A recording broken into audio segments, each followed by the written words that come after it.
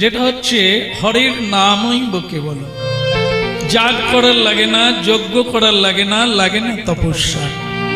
শুধু হাতে তালি দিয়ে হরিনাম করলে শ্রী মহাপ্রভু সবাইকে কৃপা করবেন। এটি একটি অভিনব সংবাদ। তাই এতাদৃশ এই সংবাদে আপ্লুত হয়ে যারা এসেছেন সবার শ্রী চরণ কমলে আশ্রমের পক্ষ থেকে প্রণাম নিবেদন। পতিত পাবন শ্রী গৌরাঙ্গ সুন্দর কি। আচ্ছা, মনে হয় আরেকটু জোর হওয়া দরকার আছে, তো যদি না হয় কোনো আপত্তি নেই। বলি গৌরাঙ্গ মহাপ্রভু কি। আগের চেয়ে বেড়েছে না কমেছে? আচ্ছা যাক, আমি ভাবলাম কষ্ট দিলাম, তো আরেকবার যদি বলা যায়, যে জায়গাটা বসে আছেন জায়গাটার নাম কি সবাই মনে রেখেছে? এই ঠিকানায় এসেছেন তাই না? তাহলে শ্রী গুরুদেবের ধামকে গুরুকুঞ্জ বলা হয়েছে, যার কুঞ্জে রাধা মাধব নিত্য পূজিত হচ্ছে। সেই গুরুকুঞ্জে আমরা সবাই এসেছি শ্রী গুরু কথা গোবিন্দ কথা শুনবো বলে। বলো গুরুধাম কি। আর যারা এসে জায়গাটাকে একটি পূর্ণাঙ্গ রূপ দিয়েছেন তারা কারা? আপনারা। আপনাদের পদধূলিতে উপস্থিতিতে জায়গাটি মহাবৃন্দাবনে পরিণত হয়েছে। সুতরাং ভক্তবৃন্দ কি নিতাই গৌর প্রেমানন্দে। দূর দূরান্ত থেকে যারা মধুমক্ষিকার মতো ছুটে এসেছেন ভগবানের শ্রীপাদ পদ্মে, ফুলের গান গাইতে হয়, ফুলের গান গাইতে হয়। ভ্রমর যেমন গান গায় ফুলে বসার আগে,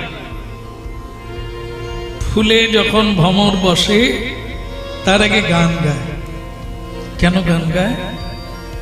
ভ্রমর বলছে যে ফুল, তোমার বুকে যদি মধু না থাকতো তাহলে আমার এখানে আসার প্রয়োজন ছিল না।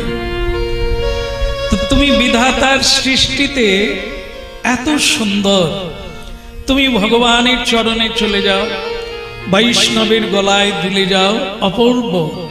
তোমার রূপটাই হচ্ছে মানুষের হৃদয়ে আনন্দ দান করে। শুধু তাই নয়, তোমার বুকে আবার ভগবানের সেবার উপযুক্ত মধু আছে। তো সেই মধু আমি পান করতে চাই, এখন তুমি যদি অধিকার দাও। দেখে ফুলের বুকে মধু আছে, ভ্রমর তার স্তুতি করছে, এমনি এমনি নিয়ে নিলে চুরি করা হয়ে যায়।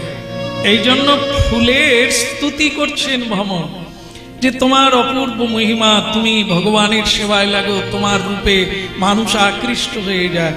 মেয়েরা মাথায় খোঁপাতে লাগায় না, তারাও সৌন্দর্য বৃদ্ধির জন্য। তুমি কোন রমণীর খোঁপায় চলে গেলে তার আরো সুন্দর বেড়ে যায়। কারো গলায় মালা হয়ে দুললে সে আরো সুন্দর হয়ে যায়। ভক্ত ফুল দিয়ে ভগবানের চরণে অঞ্জলি করে, কি তোমার মহিমা। তাহলে এটার নাম হচ্ছে স্তুতি বা গান। এখন আমরা ভ্রমর না ফুল? এখানে যারা এসেছেন আপনারা কি হতে ভালোবাসেন? ভ্রমর হতে চান না ফুল হতে চান? একটু ইতস্তত হচ্ছেন যে দুটোই তো ভালো, না হয় দুটোই থাকে, এপিএল আর বিপিএল। এরকম হবে না তো, হয় ফুল হতে হবে, উদার হয়ে যেতে হবে, নাও আমাকে প্রয়োজনে তুলে নাও, প্রয়োজনে তুলে ছিঁড়ে দাও, দোলে দাও। আবার যদি পারো মালা গেঁথে গলায় পরে নাও, কিংবা ভগবানের গলায় দাও। এটা যদি ফুল হতে পারে। আর বুকের মধু উজাড় করে দিয়ে দিতে হবে, তোমাদের কাজে লাগুক, নিয়ে যাও। আর যদি ভ্রমর হবেন, শুধু হুল মারবেন, শুধু মধু টেনে নেবেন, আপনারা চিন্তা করেছেন কোনটা লাভ বেশি হবে? এরকম কিছু আছে দেখবেন, কিছু ফুল আছে তাই মধু নাই। কি, কিন্তু ওনার নামই হচ্ছে মধু।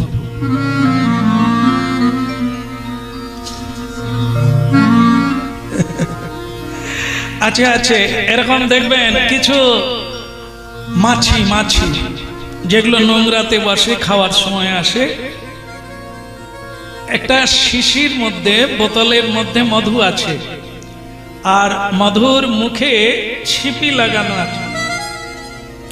আর কিছু মাছি এসে গেছে, খুব গান গাইছে, মধু খাবো মধু খাবো, ওর সব আত্মীয় স্বজনকে ডেকে এনেছে, মধুর বোতলের উপরে বসে গেছে, আর আনন্দ করে বলছেন বসে যাও বসে যাও, মধু খাও। আপনারা কি বলেন, মধু খাওয়া যাবে? মধু খাওয়া যাবে? কিরকম না, বোতলের মধ্যে তো মধু আছে, আর মধু তো দেখা যাচ্ছে কালারটাও মধুর মতো, তাহলে খাওয়া যাবে না কেন? ওখানে ছিপি লাগানো আছে, আবার বোতলের উপর দিয়ে মধু দেখা যাচ্ছে, কিন্তু বোতলের গায়ে বসলে কি মধু?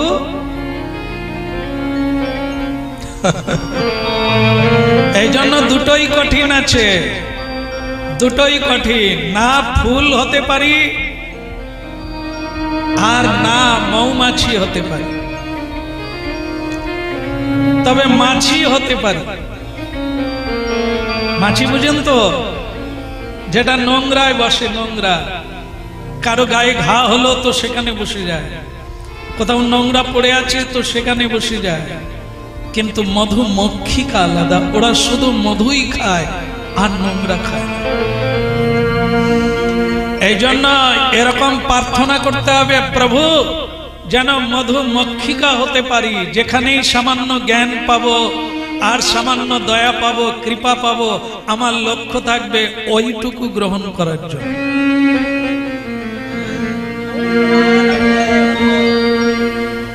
আর কোনদিন নোংরা খাবো না, খিদে লাগলেও নোংরা খাবো না। বুঝতে পেরেছেন? মধুমক্ষিকা তার নাম, যিনি শুধু মধু খান। মধু খরন্তি মধু খরন্তি মধু খরন্তি মধু বাতায়তে। বেদ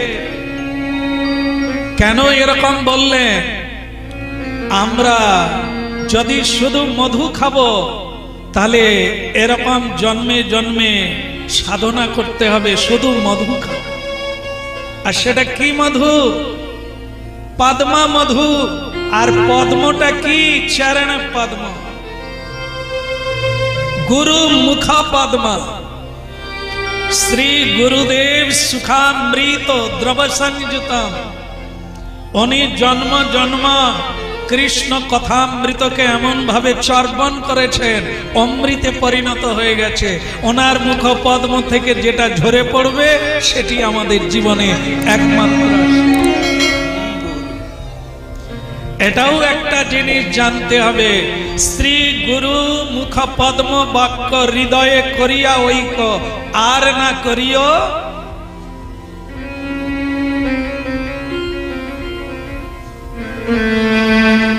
একজনা শ্রী গুরুদেব তার শিষ্যদের বলছে,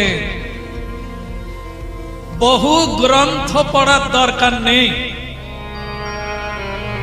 বহু তীর্থ ভ্রমণের দরকার নেই, আর বহু সাধু সঙ্গের প্রয়োজন নেই। তাহলে কি? শুধু গুরুমুখ পদ্ম বাক্য জীবনে কয়েকটা উপদেশ নিয়ে ভজনে বসে যা। আর যদি প্রতিদিন এখানে ওখানে সেখানে শুনতে থাকবে, তাহলে তোমার ভেতরে বিভ্রান্তির সৃষ্টি হবে। কেন না? ওখানে কীর্তন শুনতে গেলাম, উনি বললেন কলির মানুষ যা পাও তাই খাও। ভগবান কি বলেছে এটা খেও না ওটা খেও না? শুধু একটু গুরু মন্ত্র সন্ধেবেলা জপ করবে, ঠিক আছে? ভালো লাগছে? একবার হরিধ্বনি। আমার মনে হয় আপনারা ভুল শুনছেন। ঠিক শুনলেন কি? গুরুদেব বললেন কলির জীব খেতে তো নিষেধ নাই, যা পাও। ভালো লাগছে? যারা খায় তাদের ভালো লাগবে। হ্যাঁ, এই তো ঠিক কথা, এটাই তো ঠিক কথা। জীবের রুচি, জীবে যা রুচি হবে খেয়ে যাও। আর তোমার যদি দয়া হয় হরি নাম করো, নাই এরকম সিদ্ধান্ত মস্তিষ্ক বিগড়ে যাওয়া সিদ্ধান্ত। আর একজন বলছে যদি হৃদয় শুদ্ধ হবে, মন শুদ্ধ হবে, চিত্ত শুদ্ধ হবে, বদন শুদ্ধ হবে, আর যদি শ্রীকৃষ্ণ চরণ পদ্মা মধু খাবে তাহলে তোমাকে শুদ্ধি হতে হবে, বদনটা শুদ্ধি হতে হবে। কি করে শুদ্ধ হবেন আপনি? 3 বার আপনি যেটা ভগবান খান না, আপনি সেটা খেলেন, শুদ্ধ হয়ে গেল। দেখবেন কিছু মানুষ মা বাবা মারা গেলে কাঁচা পড়ে না, আরে পড়ে কি না? আপনারা পড়েননি? দেরি হচ্ছে। আর আমিষ খেতে হয়, হব্বিষান্ন খেতে হয়, আতব তন্ডুল, কোনো আমিষ চলবে না। কেন খেতে হয়? ওই সময় নিরামিষ কেন খাবেন? যা রুচি হয় খাও। কেন বলে? আপনার পেটের মধ্যে যেটা আছে ওটা মন্ত্র উচ্চারণের বা বাবা মায়ের শ্রাদ্ধ করার উপযুক্ত নয়। এই জন্য আপনি 15 দিন হব্বিষান্ন সেবা করুন, তাহলে আপনার হৃদয়টা শুদ্ধ হবে। তখন আপনি মন্ত্র উচ্চারণের যোগ্যতা অর্জন করবেন, আর আপনার মন্ত্রের দ্বারা তখন পিতৃপুরুষ মাতৃপুরুষ মুক্তি লাভ করবে। কথাগুলো মাথায় রাখবেন, ঝেড়ে দেবেন না। এই জন্য আমরা শ্রাদ্ধ করে দিই, বাবা মা যেই ভূতকে সেই ভূত হয়ে থাকে। প্রেতাত্মার কোনোদিন মুক্তি হয় না। প্রেতাত্মা তখনই মুক্তি হয় যখন কোন বৈষ্ণবের উচ্ছিষ্ট প্রাপ্ত হয়, তার আগে নয়। বৈষ্ণবের চরণামৃত, চরণ ধৌত জলকে চরণামৃত বলা হয়, উচ্ছিষ্টকে অধরামৃত বলা হয়। এ দুটোর কোনো একটা যদি না হয় ততক্ষণাৎ প্রেতাত্মার মুক্তি হয় না। এই জন্য শ্রীকৃষ্ণ নাম কীর্তন করার পরেও আপনার রুচিবোধ নাই, আপনি সংসারের উন্নতি চাইছেন, আত্মার উন্নতি চান না। এটি হচ্ছে জড়সঙ্গের ফল। আর যখন আপনি শ্রীকৃষ্ণ চরণ পদ্ম মধু লাভ করতে চাইবেন, তাহলে সুখ মুখাদ মৃত দ্রব সংযুত। সুখদেব গোস্বামী যেরকম জ্ঞানান্বেষণের জন্য মায়ের গর্ভ থেকে ভূমিষ্ঠ হয়েই ছুটে চলে গিয়েছিলেন জঙ্গলে। মায়ার সংসারে থাকলে মায়ার চাদর আমাকেও গায়ে দিতে হয়, এগুলি শোনার জন্য। এগুলি আগামী কালই যে আপনারা কেউ সংসার ছেড়ে ফেলবেন এরকম দৃষ্টান্ত নেই আপনাদের।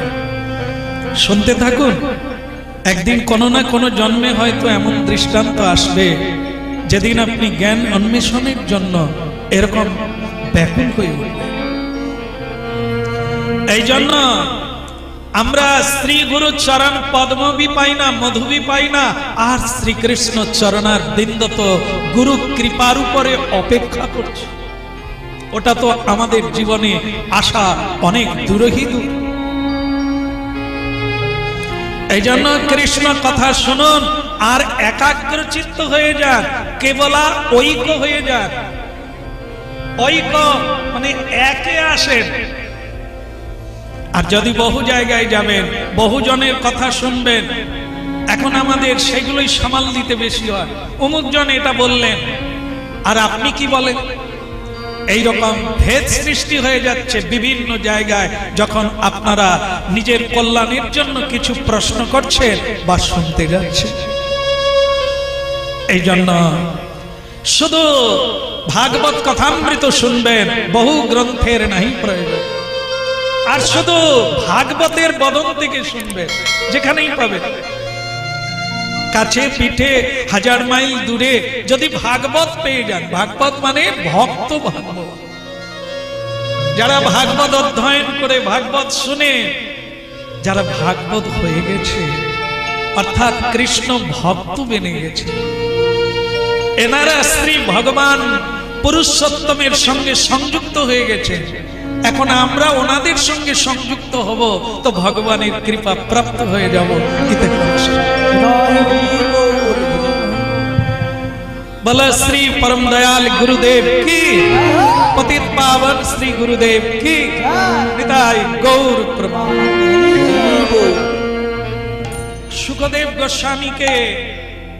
সুখদেব গোস্বামীকে এরকম কোন উপদেশ দেওয়া হয় নাই যে বাবা তুমি বনে গিয়ে তপস্যা করো, সেটাই তোমার মঙ্গলের কারণ, বলা হয়নি। তিনি নিজের থেকেই ছুটলেন। ঠিক সেরকম কৃষ্ণ নাম শুনতে শুনতে অশ্রু বিসর্জন হবে, ওটা অ্যাক্টিং করে আনার দরকার না, যেটা অ্যাক্টিং লাগবে না, আপনাতেই নয়নে অশ্রু নেমে আসবে। যেরকমটা মেঘ উঠলেই বৃষ্টি নামে, ভেতরে যদি অনুরাগ জন্মে, ভালোবাসা জন্মে, কাঁদে তো ভালোবাসার লোকের জন্য।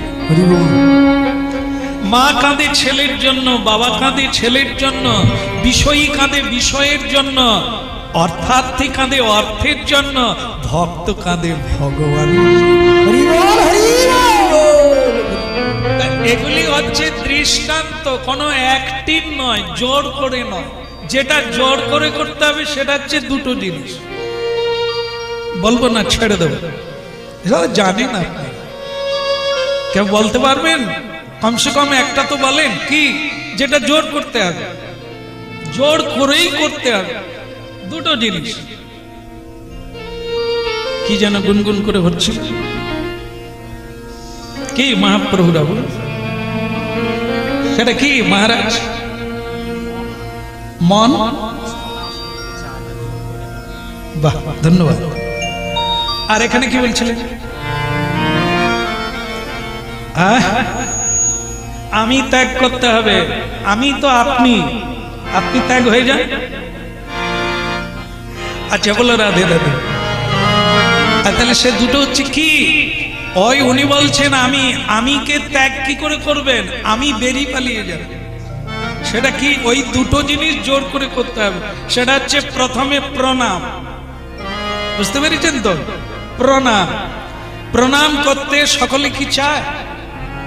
ওরে বাবারে, সে যদি ফাঁকা হয় তবে ঠাকুরের দিকে দাঁড়িয়ে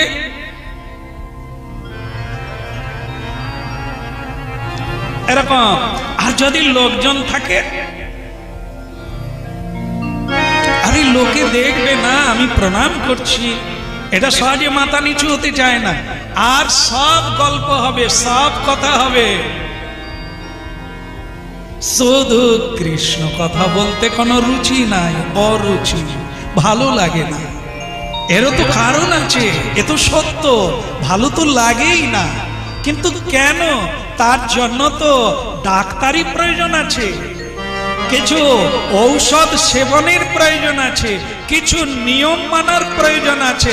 আবার আপনার অরুচি কেটে যাবে, যা পাবেন সব খাবেন, রুচি এসে যাবে।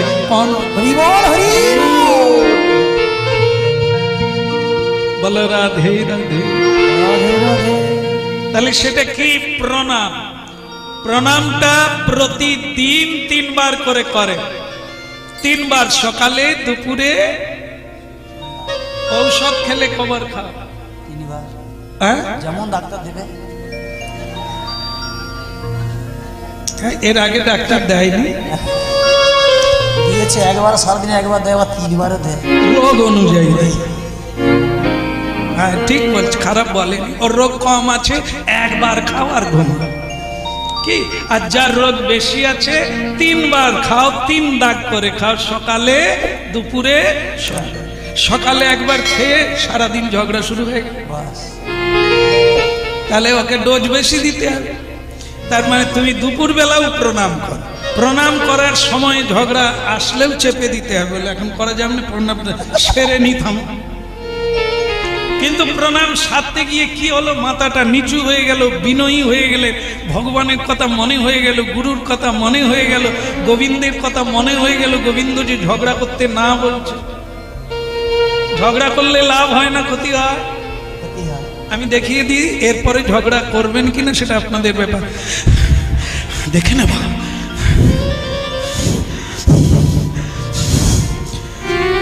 শ্বাস প্রশ্বাস বেড়ে যায়, মানে ঘনত্ব হয়ে যায়। আর এটা যদি হয়ে যায় কি হবে? আপনার মৃত্যু তাড়াতাড়ি হবে। শ্বাস বেড়ে যাওয়া মানে আপনার আয়ুকাল কমে যাওয়া।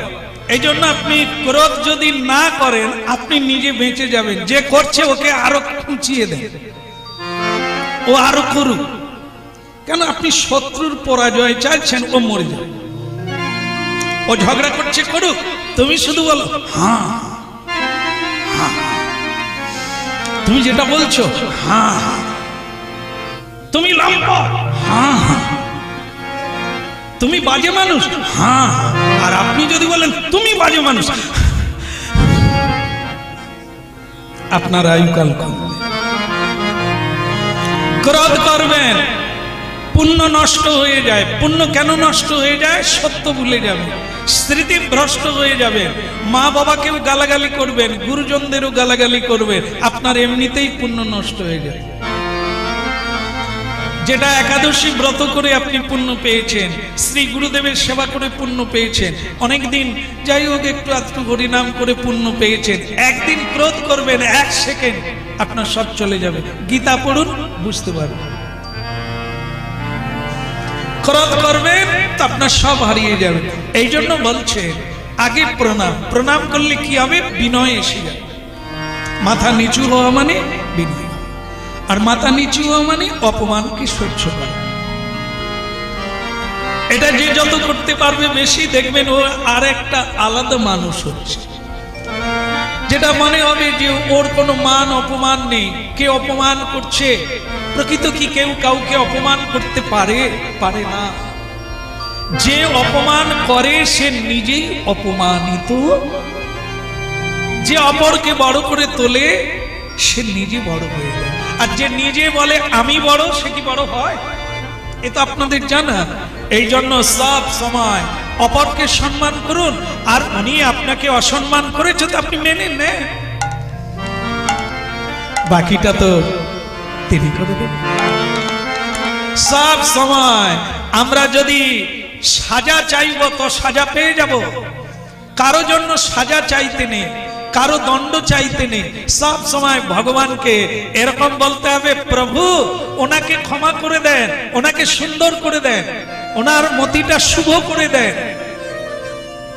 যেরকম দেখেন খ্রিস্ট ধর্মের ভগবানকে, খ্রিস্ট ধর্মের ভগবান হচ্ছেন যীশু খ্রিস্ট।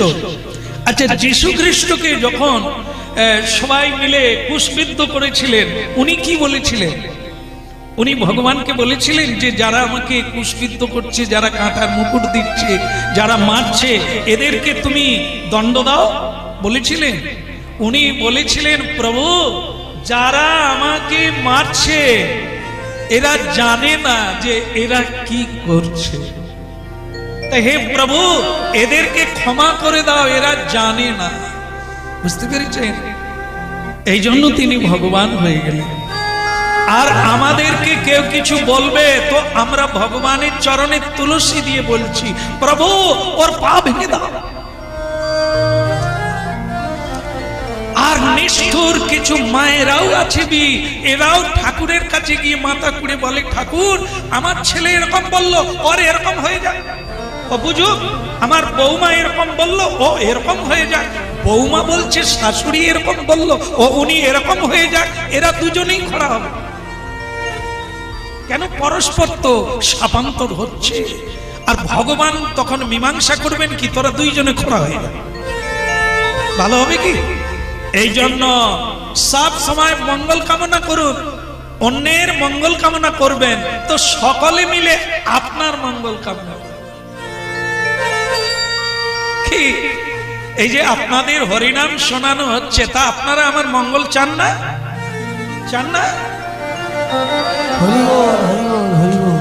তো দেশে বিদেশে সব জায়গায় ভক্তরা বলছেন আমাদের আয়ু নিয়ে আপনি বেঁচে থাকেন। তে তো শুনে ভালো লাগছে। তার মানে কি, আমি ওনাদের মঙ্গল চাইছি, প্রভুর কাছে বলছি ওনারা যেন তোমার নাম নিতে পারে। প্রভু তোমার চরণে যেন মাথা নিচু করে, তোমার যেন ভক্ত হতে পারে, এটি আমার প্রয়াস। তা আমি যদি আপনাদের মঙ্গল চাই, আপনারা তো একেবারে নিশ্চিত রূপে আমার মঙ্গল চাইবেন। তাহলে কি আমি এত লোকের মঙ্গল চাইছি, এত লোক যদি আমার মঙ্গল চায়, আমার কি খাওয়ার অভাব হবে? সেটা তো খুবই প্রমাণিত হচ্ছে। আর যদি আমি সবাইকে আত্মীয় মেনে নেব, তো আমার আত্মীয়ের শেষ নাই। আমি যেখানেই যাচ্ছি সেখানেই আমার আত্মীয় রয়েছে, আমার পরিজন রয়েছে, আমার বাড়ির লোক রয়েছে। তাহলে এরকম সিদ্ধান্ত আপনারা গ্রহণ করবেন, এটি হচ্ছে ভাগবত সিদ্ধান্ত। একটা বাঘকে भी আপনি পোষ মানিয়ে নেবেন, মানে না? কুকুর পোষ মানে না, বাঘ সিংহ भी পোষ মেনে যায়, তার গায়ের উপরে লোক শুয়ে থাকে। সাপ কামড়ে দেয়, কিন্তু সাপকেও গলায় জড়িয়ে নেয় মানুষ।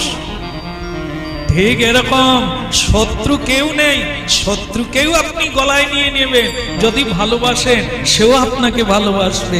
সাপ তো কামড়ে দেয়, আর সাপ নেচে মানুষকে রোজগার করে দেয়। তাহলে এটা কি? এই তত্ত্বটা মানুষ যেদিন নিতে পারবে, প্রকৃত ভাগবত কথা শোনা হবে। এটা যে ভাগবতের মর্মার্থ। যত তাড়াতাড়ি শত্রু মিত্র হয়ে যাবে, আর আপনি তত অভক্ত ভক্ত হয়ে যাবেন। আমাদের হৃদয়ে ময়লা এলো কি করে? আমরা তো ভগবানের থেকে এসেছি, আত্মা, আর তিনি পরমাত্মা। তাহলে আত্মার উপরে এত ময়লা পড়লো কি করে? ভগবানকে প্রশ্ন করলে ভগবান বলে, আমি কি করব? ওদেরকে বুদ্ধি দিয়ে দিয়েছি, বিবেক দিয়ে দিয়েছি, ওরা বুদ্ধির দ্বারা বিবেক দ্বারা যে সিদ্ধান্ত নেবে, সেই সিদ্ধান্ত নিয়ে যে কর্ম করবে, আমি শুধু কর্মের ফল দান করব। যে যথামাং প্রপদ্যন্তে স্থান স্তৈব ভজাম্যহম। বলো বৃন্দাবন বিহারী নাথ। ভগবানের অমৃত কথা শুনুন। আজকের শুভ দিনে হরিবাসর তিথিতে আপনাদের অমল পুরাণ থেকেই কথা শোনাই। চেষ্টা করি, অমল পুরাণ হচ্ছে সর্বশ্রেষ্ঠ ভক্তির আকর গ্রন্থ, যা শ্রবণ মাত্রেই বন্ধনগ্রস্ত জীবের বন্ধন খুলে যায়। অরুচি জীব, বিষয়ী জীব, এদের জিহ্বায় রুচি এসে যায় ভাগবত কথামৃতে।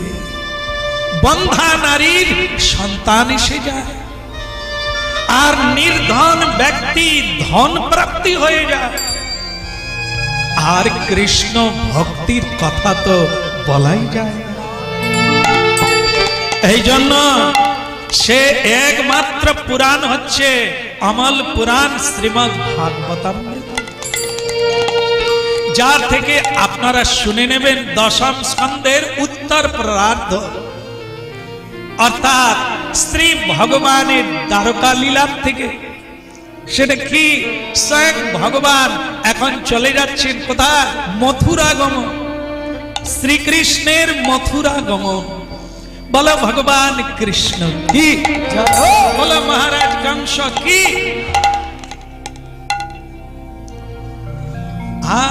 জয় দেওয়ার পরে অনেকে চিন্তা করছেন ভুল হয়ে গেছে। কেন ভুল হয়ে গেছে? কেউ একজন বলবেন কেন ভুল হয়ে গেছে? কংসের জয় দেওয়া উচিত কিনা? কংসের জয় দেবেন না? কেন দেবেন না? কংস ভালো লোক না? শ্রীকৃষ্ণের মামা ভগবান শ্রীকৃষ্ণ আমাদের তো ভগবান, আর সেই ভগবানের মামা কংস তো জয়ধ্বনি ভুল করেছে। হ্যাঁ, জয় দিলেই এরকম ধরে নেওয়া যায় আপনি কোন দলে আছেন। কি যদি কংসের জয় দেবেন, দেন, আপত্তি নাই, কৃষ্ণ ধরে নেবেন এরা মামার সব ছেলেরা। আর যদি শুধু শ্রীকৃষ্ণের বেলা দেবে, শ্রীকৃষ্ণ জেনে নেবেন এরা আমার সব মথুরা মণ্ডলের বৃন্দাবনের ভক্ত, সব। বলে বৃন্দাবন বিহারী লাল কি। আচ্ছা, স্বয়ং ভগবানকে আনতে এসেছেন কে? কি যেন ওনার নাম? ক্রূর। ক্রূর আর অক্রূর। ক্রূরকে যার ভেতরে খলতা আছে, যার ভেতরে কপটতা আছে। যেরকম কপটতা কিরকম দেখবেন, সারা বছর বলে না দাদা কেমন আছো, ভোর এসে গেছে আর বলছেন দাদা কেমন আছে। এ বলছেন কপটতা ব্যক্তি, নিজের কার্য হাসিলের জন্য এবার হেসে ফাঁসাবার চেষ্টা করছে। এর নাম হচ্ছে কপট ভক্তি, কপটতা, ছলতা, ক্রূরতা আর অভিনয়। এর নাম হচ্ছে ক্রূর। আর অক্রূর যদি বলা হয় তাহলে কৃষ্ণ ভক্ত, যার মধ্যে কপটতা। বলো নিতাই গৌর প্রেমানন্দ। এটা কংস খুব কূটনীতিবিদ। উনি জানেন শ্রীকৃষ্ণ আসবে না, বলরাম আসবে না, এমন একজনকে পাঠাবো যে না এসেও, আর যদি এখানে ঢুকে যাবে ওই সব চানুর মুষ্টিক, এরা একবারে সারা পৃথিবী খ্যাত লোক, এরা ওদেরকে মেরে কোন দিকে গুড়িয়ে দেবে আমার কাছে আর আসতে। আর যদি চানুর মুষ্টিক থেকে বেঁচে যায় তাহলে শেষে আমি আছি, কৃষ্ণ বলরাম বাঁচবে না। এটা তার হচ্ছে ভেতরের কথা। এই জন্য নিমন্ত্রণ দিয়ে পাঠিয়ে দিয়েছেন কাকে? একজন খাঁটি এবং যথাযথ কৃষ্ণ ভক্ত,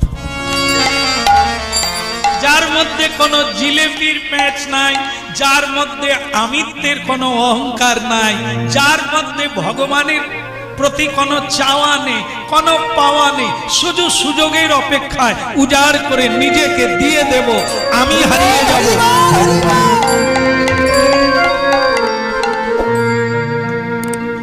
কি তাই বললেন কি? সঙ্গে প্রভু নিত্যানন্দ আইলা ধাই যা। সঙ্গে প্রভু নিত্যানন্দ আইলা ধাইয়া।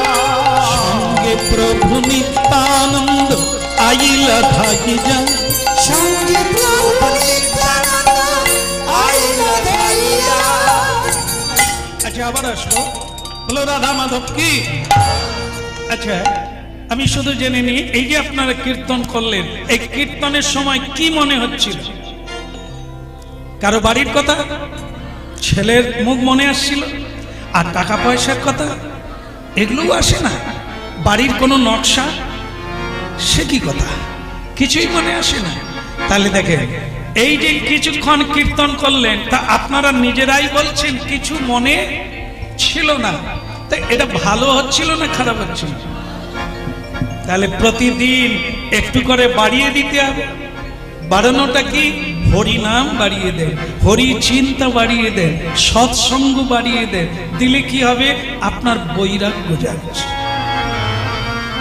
আর এইটা যখন টোটালে আসবে তখন কি হবে? বহু নাং জন্ম নামন্তে জ্ঞান বান মাং প্রপদ্যন্তে, গীতা।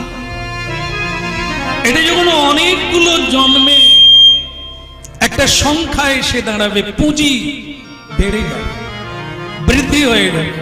আর যদি বৃদ্ধি হয়ে যায় তখন বিধাতা চিন্তা করবেন একে একটা জন্ম দিতে হবে, যে জন্মটা কৃষ্ণ ভক্তের বাড়িতে। কৃষ্ণ ভক্তের বাড়িতে জন্ম দিলে কি হবে? জন্ম থেকে মহাপ্রসাদ পাবে। ভোর 4টা থেকে শঙ্খধ্বনি, হরির নামের ধ্বনি ওই বাচ্চা ছেলে শুনতে পাবে। এত বড় ভাগ্য বেড়ে যাবে। আর ও মা বাবা সব সময় মাথা ঠুকি ঠুকি বলবে, এই ইষ্টদেব, এই সর্বেশ্বর, এ সংসারের ইনি মালিক। দেখুন কিরকম বৈজ্ঞানিক। অনেক বাবা মা আমাদের বলে আপনার কথা শুনে আমরা নিরামিষ প্রাপ্তি হয়ে গেছি, কিন্তু ছেলে মেয়ে এদের জন্য রান্না করতে হয় কেন না? ওদেরকে আপনারা এতদিন হরিকথা শুনেননি, তাই ছোটবেলা থেকে প্রসাদ না দিয়ে, আপনারা মধু না দিয়ে, ওটার নাম কি বলবো, মধুর উল্টোটা কি হবে, যেটা দিয়েছেন, এখন ওর বদন থেকে কৃষ্ণ নাম আসবে না। ও তো গালাগালি করতেই পারে, ও তো প্রসাদ পায় না। কিন্তু আপনারা যদি জন্ম জন্মান্তর করে আসতে, তাহলে ও আপনাদের ঘরে জন্ম নিলে ওটার নামই আসতো। কিন্তু এখন শুধু এগোতে হবে, বাড়াতে হবে, একটু করে বাড়িয়ে দেন, আর বাড়তে বাড়তে ওটা এতটা বেড়ে যাবে যে আপনার মধ্যে কোনো সংসার চিন্তাই আসবে না। না, আপনি কর্ম তো করবেন, ওই কর্মটা ধর্মে পরিণত হয়ে যাবে, আর আপনার জীবনটা কৃষ্ণের দাস হয়ে যাবে, সংসারটা কৃষ্ণের মন্দির মেনে যাবে। যদি শোনা বেড়ে যাবে, হরি কথা বলা বেড়ে যাবে, তো আপনার জীবনটা এরকম সুন্দর ভক্ত প্রহ্লাদ আর ধ্রুবের মতো। বলো রাধে রাধে। আমি শুধু ভাবি যে কংস অক্রূরের ভালো করলো না মন্দ করলো? ভালো করলো না মন্দ করলো? কৃষ্ণকে আনতে পাঠিয়েছে, নিয়ে এসো মার, ওদেরকে হত্যা করব, কৃষ্ণকে আর বলরামকে, তুমি শুধু নিয়ে এসো। এটা ছল, এটা অক্রূর জানে। অক্রূরের সঙ্গে আলোচনা হয়েছে, কংস মারার জন্য কৌশল করে শ্রীকৃষ্ণ এবং বলরামকে নিয়ে আসছে নিমন্ত্রণ করে। তা আপনারা কি বলেন, অক্রূরের ভালো করলো না খারাপ করলো? ভালো কোনটা? না না, তাড়াতাড়ি ধ্বংস, সেটা পরে আলোচনা। অক্রূরকে তো ভগবানের কাছে পাঠিয়ে দিল। তাহলে কংস চাইছে কি, ওর দ্বারাই আমি খারাপ করব। কৃষ্ণ ওকেও বিরূপ ভাববে, যে মিথ্যে কথা বলে আমাকে নিয়ে এসছে, কৃষ্ণ মনে করবে। আর অন্যান্য ভক্তরা অক্রূরকে গালাগালি করবে যে এই কংসের যদি মন্ত্রণা তুমি জানতে, তো ভগবানকে সেখানে আনতে গেল কেন টানতে? কিন্তু অক্রূর ভালো জানে, সেটা কি, আরে সকলে ছেড়ে দিয়ে পালিয়ে গেছে, আমি টিকে আছি কেন? কংসের দ্বারাই একদিন ভালো কাজ হবে, আর কংসেরও ভালো হবে। সেটা কি, কৃষ্ণ যত তাড়াতাড়ি আসবে। কৃষ্ণ কি তাড়াতাড়ি আসে? জন্ম নিয়ে নিল, কোথায় যেন জন্ম নিল, জায়গাটা কোথায়, কলকাতা না কোথায়? কোথায় কৃষ্ণের জন্ম? কোথায়? কার আগারে? কার আগারে? কার আগারে? কারাগারে? কার আগারে মানে কার কোলে, কার গর্ভে, কার ঘরে, কার ঔরসে?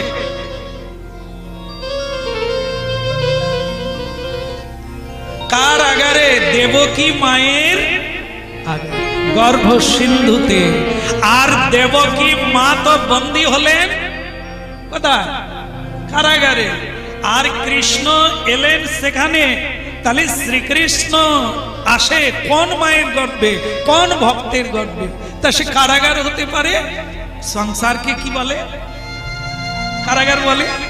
তাহলে আপনারা কি দেবকী মায়ের মতো কারাগারে আছেন? দেবকী মা ছিল কংসের কারাগারে, কংসের আগারে। কংস এমন একটি কাজ করছেন, কৃষ্ণ আসবেই এটা অক্রূর জানে। অল্প পাপ করো, ওজনের মতো নয়, থাক বাড়ু। আর বেশি যদি করো তাহলে ওজন দেখতে। এই জন্য কংস যেটা করছে, কৃষ্ণ আসবেই। কোথায় বলেছে? যদা যদা হি ধর্মস্য গ্লানির্ভবতি ভারত অভ্যুত্থানম অধর্মস্য তদাত্মানম অধর্ম বেড়ে গেলেই তোমার পতন হবে, ওটার জন্য কৃষ্ণকে আসতে হবে না। দেখে নেবেন, মিলিয়ে নেবেন। আমাদের জগতে যারা বেশি লাফালাফি করে, দেখেন না, ওসব মানি না, ওসব ভগবান টগবান মানি না বলে না অনেকে। হ্যাঁ, ভগবানও বলে লাফালাফি। কি এই যে যারা দেখবেন এই মছলি ধরে না, ও যখন মাছ লেগে যায় তখন কি করে, তখন ডোর ছেড়ে দেয় না। কেন ছেড়ে দেয়? ওকে একটু খেলতে দিতে হবে। ও যখন হাঁপিয়ে যাবে তখন আর ওকে ডাঙায় তুলতে কোনো অসুবিধে হবে না। তুই ভগবান দেখে যারা পাপী তাপী উদ্ধত, এদেরকে ভগবান লুচ দিয়ে দেয়, একটু ডোর ছেড়ে দেয়, আরো লাফালাফি কর, আরো দাপাদাপি কর, করে নিজের আয়ুকালটা নিজেই শেষ করে দে, তোকেও করে দে। পাপের ঘোড়া পূর্ণ হলেই তোমার পতন আপনাতেই। এই জন্য কাউকে অভিশাপ দেওয়ার লাগে না। এই জন্য কারো জন্য ভগবানকে খারাপটা জানাতে নেই, ভালোটা জানে। ভগবান ওর মঙ্গল করো, ভগবান ওকে কৃপা। এগুলি হচ্ছে আধ্যাত্মিক তত্ত্ব। যা আপনি কারো ভালো চাইবেন তো স্বয়ং ভগবান মানুষের মধ্য দিয়ে আপনার ভালো তো অবশ্যই চাই। যত আপনার শত্রু কমবে, যত বন্ধু বেড়ে যাবে এই জগতে আধ্যাত্মিক তত্ত্বে, তত আপনি জানবেন আপনার অগ্রগতি হচ্ছে। কারণ আপনার অভিমান কমে যাচ্ছে বলে মানুষ আপনার বন্ধু হয়ে যাচ্ছে। যত আপনি অন্যের দোষ ত্রুটি কম দেখবেন, নিজের দোষ ত্রুটি বেশি দেখবেন, তাহলে আপনি কি হয়ে যাচ্ছেন? ছয় বেগদমি ছয় দোষ সদি ছয় গুণ দেহ দাসে, ছয় সৎসঙ্গ দেহ তো আমারে বসেছি সঙ্গেরও। এই তত্ত্বটা পূর্ণ মাত্রায় আপনার মধ্যে বিকশিত হবে যত আপনি নিজের দোষ খুঁজতে শুরু করবেন। এই জন্য তার নাম অক্রূর, যিনি ভগবানের সেবক। তররীব সহিষ্ণু না, অনেক যন্ত্রণা সহ্য করেছে, জীবনে অনেক কষ্ট সহ্য করেছে।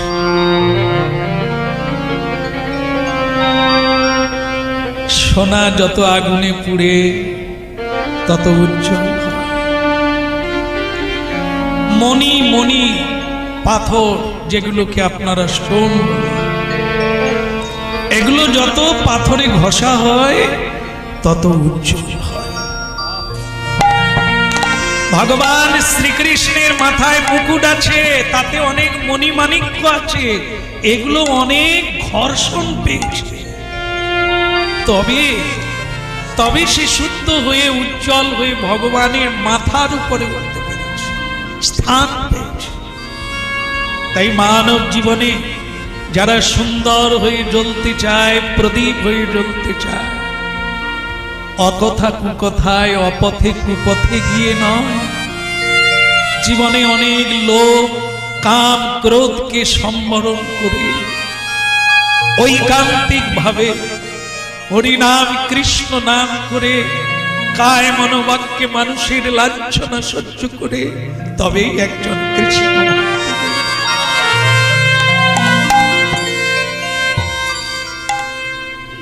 এই জন্য শ্রীকৃষ্ণ কথামৃত বড় অপূর্ব।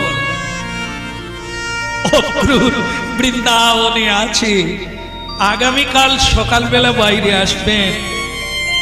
যেই গুরুজনেরা নন্দ বাবা, উপানন্দ, সুন্দরানন্দ কথা বলে চলে গেছেন, ঠিক সেই ফাঁকে রামকৃষ্ণ অক্রূরের রুমে ঢুকে গেছে। হরি বল, প্রণাম প্রণাম অক্রূরজি, কাকা বাবুর প্রণাম প্রণাম। দুই ভাই এসে প্রণাম করলেন। কারা কারা? নররূপে নারায়ণ। স্বয়ং ভগবান এসে অক্রূরকে প্রণাম করছেন। বুঝতে পেরেছেন কেন প্রণামের কথা আগে হলো?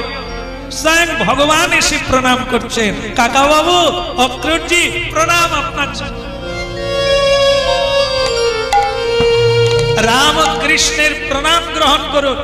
তো প্রণাম করলেন, আর উনি হাত তুলে বললেন, তোমরা আয়ুষ্মান হও, আয়ুষ্মান।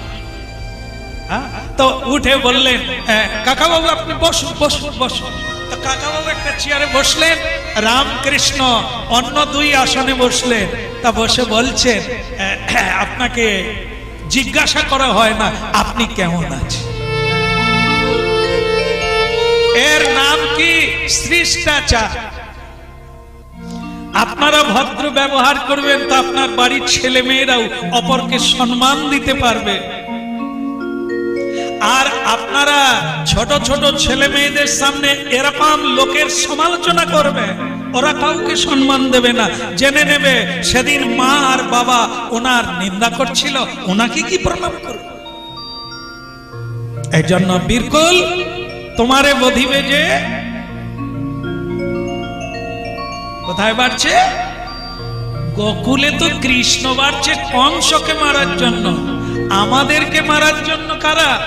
আমাদের বাড়ির ছেলে মেয়েরাই যথেষ্ট। এগুলো তৈরি করছি কারা? আমরাই। খালি পুটপুট করে তাকাচ্ছে। এখানে বস, এখানে বস। আর বলবি আমার কাছে যে টাকা পায় সে এলে বলে দিবি বাবা ঘরে। কিরকম বাচ্চা ছেলেকে শিখিয়ে দিলাম আমরা, খুব জ্ঞানী মানুষ, ওকে তাবড়ে তাবড়ে লেখাপড়া শিখাই। আবার বলে দিলাম আমার কাছে রমেন বাবু টাকা পায়, আজকে আসবে, এলে বলে দিবি আমার বাবা বাড়িতে। এবার বাবা তো লুকিয়ে গেল ঘরের মধ্যে, রমেন বাবু এসে বলছে পঞ্চানন বাবু বাড়িতে আছে। দেখে বাচ্চা খেলছে, কিরে তোর বাবা? বলে আমার বাবা বলে দিয়েছে, বলে দিবি আমি বাড়িতে নেই। বাবা কেমন আছো? টাকা নিয়ে বেরো। কি শিক্ষাটাই না দিয়েছে সে ছেলে, পরিষ্কার বলে দিল আমার বাবা বলে দিয়েছে আমার বাবা বাড়িতে নেই। কি এইবার পাওনাদার বলে আমি এই গেটে বসলাম, সারাদিন না বেরাবে? কি তাহলে এইগুলো আমরা নিজেরাই বাঁধা পড়ে যাই, নিজেদের চলছে। এই জন্য আপনি আচরি ধর্ম, হরিনাম করুন, কিন্তু হরিনাম আর হরি তার আচরণটা দেখুন। হরিনাম করব আর আচরণ করব না, সেটা কিন্তু ঔষধ কাজ করবে না। আপনি যা ছিলেন শূন্যতে শূন্যতেই থাকবেন, এগোবেন। এই জন্য হরি কি করছেন দেখেন, স্বয়ং হরি, স্বয়ং জগন্নাথ, স্বয়ং ভগবান কৃষ্ণ, তিনি এক। তিনি এসে কাকে প্রণাম করলেন? যে অক্রুর কৃষ্ণের কি করছে? ভজন করছে। সেই অক্রুরকে ভগবান প্রণাম করলেন। কেন করলেন? এটি নরবপুর সৃষ্টির নিয়ম। গুরুজনদের শ্রদ্ধা করলে তবে পরস্পরকে শ্রদ্ধা রাখবে, তবে তো মানুষ আনন্দে বাঁচবে। আজকে মা কাঁদছে, বাবা কাঁদছে, কেন? ছেলে মেয়েরা সম্মান করছে না। এদের তো দোষ নয়, আমরাই এদের কাছে এমন আচরণ করেছি যেটা এরাও সেই রকম মানুষ হয়ে গেছে। আমরা গুরুজনদের সঙ্গে খারাপ ব্যবহার করছি আর সন্তানকে চোখ রাঙাচ্ছি, এ তো শিক্ষা না। আপনি করুন আর ওরা এমনি জেনে নেবে। এই জন্য স্বয়ং ভগবান কৃষ্ণ অক্রুরজিকে প্রণাম করলেন, আর তারপরে কি বললেন? আপনি ভালো আছেন তো? নিতাই গৌর হরি বলে, রাধা মাধব কি আপনি ভালো আছেন তো? শুধু এটাই না, এরপরে বলছেন আপনি যেখানে থাকেন আমাদের আত্মীয়। আপাতত আমার মামা, মামা বলার সময় কি শব্দ যোগ করলেন দেখেন, আপাতত আমার মামা কংস, তবে তার ভালো জিজ্ঞাসা করে না। আপাতত আমার মামা, আপাতত মানে মনে হয় সময় সময় হয়ে গেছে। মামা বলে থাকবে না বোধহয়, কৃষ্ণের কথা অনুযায়ী বোঝা যাচ্ছে। আপাতত আমার মামা যার নাম কংস, সেখানে আমার মা আমার বাবা বন্দী অবস্থায় আছে। উগ্রসেন কেমন আছে, আত্মীয়রা কেমন আছে? তখনই অক্রূর বললেন, কৃষ্ণ তুমি যখন জানতেই চাচ্ছ, তোমাকে না বলাটা অন্যায় হবে। তোমার মা বাবা তাদের কষ্ট দেখে আমি আর থাকতে পারি না। তোমার মতো ছেলেকে পেয়ে যারা এত কষ্ট করে কারাগারে আছে, আষ্টে পৃষ্ঠে পাষাণ, বুকে পাষাণ চাপিয়ে দিয়েছে, তোমার বাবার মতো সাধু মানুষ জেলখানা, দেখলে ভালো লাগে, দেখতে পারি। আর উগ্রসেনের কথা কি বলবো, এরকম পুত্রকে গর্ভে ধরেছে, এ কথা ভাবলেই তিনি ভিড় লেগে যায়। আরে আরে কেন সাধু সঙ্গ করি নাই রে? এমন একটা রাক্ষস, এমন একটা অসুর পুত্র আমার পুত্র রূপে জন্ম নিল, যে বাবাকে কারাগারে ভরে দিয়ে রাজত্ব করে। ও আমি কি পুত্র লাভ করেছি! ভাগ্যে ভাজ্যা, পুণ্যে পুত্র। আমি কি পুণ্য করেছিলাম? পুণ্য তো নিশ্চয়ই নয়, কারণ এ পুত্র নয়, এ মূত্র, এ মূত্র নয়, এ শত্রু। এ কি পুত্র? পুত্র সেই হয় যে বন্ধুর মতো বাবা মার সঙ্গে ব্যবহার করে, অন্তিম কাল পর্যন্ত বন্ধুর মতো আগলে রাখে। আর আমি একটা ছেলে পেয়েছি, সেটা বিধাতার দোষ নয়, সেটা কংসের দোষ নয়, সে দোষটা আমার। যে সন্ধ্যেবেলা আমি সাধনা করি না, যে সন্ধ্যেবেলা আমি ভগবানকে প্রণাম করি না, স্ত্রীর সঙ্গে মিলন হতে গিয়েছি, সেই দিন অসুর কাল এসে গেছে, সেই অসুর কালে অসুর সন্তান ঢুকে গেছে। কৃষ্ণ কথা শুনতে, তবে আপনার জীবনের আচরণ বদলে যাবে। আর জীবনের আচরণ বদলে গেলে আপনার জীবনটাই বদলে যাবে। এই জন্য শুরুর থেকে ভালো, শুরুর থেকে শোনা ভালো, কিন্তু দুর্ভাগ্য আমরা সেই সুযোগ পাই না। অনেকে অনেক বড়তে এসে অনেক কিছু দেয়। এই জন্য সন্তান তাদের জন্য রান্না করব এক হাতে, আরেক হাতে ভগবানের চরণে তুলসী দেব। যে হাতে রক্ত মেখে নিলাম, আমি সেই হাতে ভগবানের চরণে তুলসী দেব কি করে? এটা কণ্ঠিত হচ্ছেন, অনেকে কাঁদছেন, কষ্ট পাচ্ছেন, কিন্তু করার নেই। এই হরিকথা শোনান, ভুলটা বিধাতার নয়, ছেলে মেয়ের নয়, আপনার সাধনা তেমন হলে আপনি ভক্তের বাড়িতে বৌমা হয়ে যেতে পারতেন। সেখানে কিন্তু রক্তের কোনো দাগ নাই, সেখানে চন্দন আছে, সেখানে তুলসী আছে, সেখানে ধূপ দীপ আছে, চন্দনের দ্বারা ভগবানের পূজা।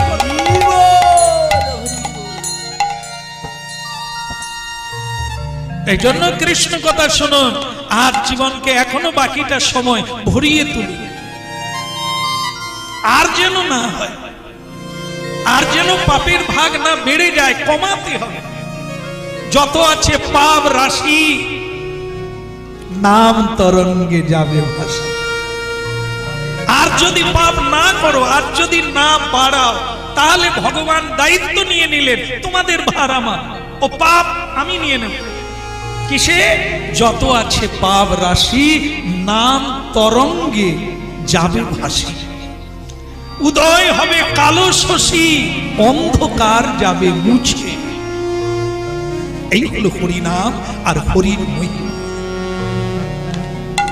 শুধু শপথ নিতে হবে, হরিকথা শুনুন, আর জীবনের সিদ্ধান্ত আপনি নেওয়ার চেষ্টা করুন, নূতন করে সংকল্প। আর আমি কোনো পাপ কাজ করব না, চলেই যখন যাব, কার জন্য পাপ করব? যাদের জন্য মিথ্যে বলে রোজগার করব, তারাই যখন শেষ দিন পর্যন্ত ও দেখে না মুখকে, যারা করলো তাদেরকে দেখছে না, তাহলে আমারও গতি একই হবে, মিথ্যে বলবো। সহজভাবে সুন্দরভাবে যথাযথভাবে রোজগার করব, জীবন চালাবো, তাতে পাপ হবে না। আর যদি কারোর জন্য মিথ্যে কথা বলি, সে পাপের ভাগ আমার। আমি যখন এখানকার অস্থায়ী বাসিন্দা, তখন কারোর জন্য পাপ নেওয়ার প্রয়োজন হয় না। বলো গৌরাঙ্গ মহাপ্রভু কি, বলো ভগবান শ্রীকৃষ্ণ কি, দাদা বলরাম কি। দুই ভাই এসে বললেন, সবাই ভালো আছেন তো? আমার মা খুব কষ্ট পাচ্ছে, আপনি বলছেন কি করব বলুন। অক্রুর বলছে, কৃষ্ণ কি করব মানে, তোমার কি আগে যাওয়া উচিত ছিল না? আজ আমি ডাকতে এসেছি, আগে যাওয়া। শ্রীকৃষ্ণ কিন্তু কাঁদছেন না।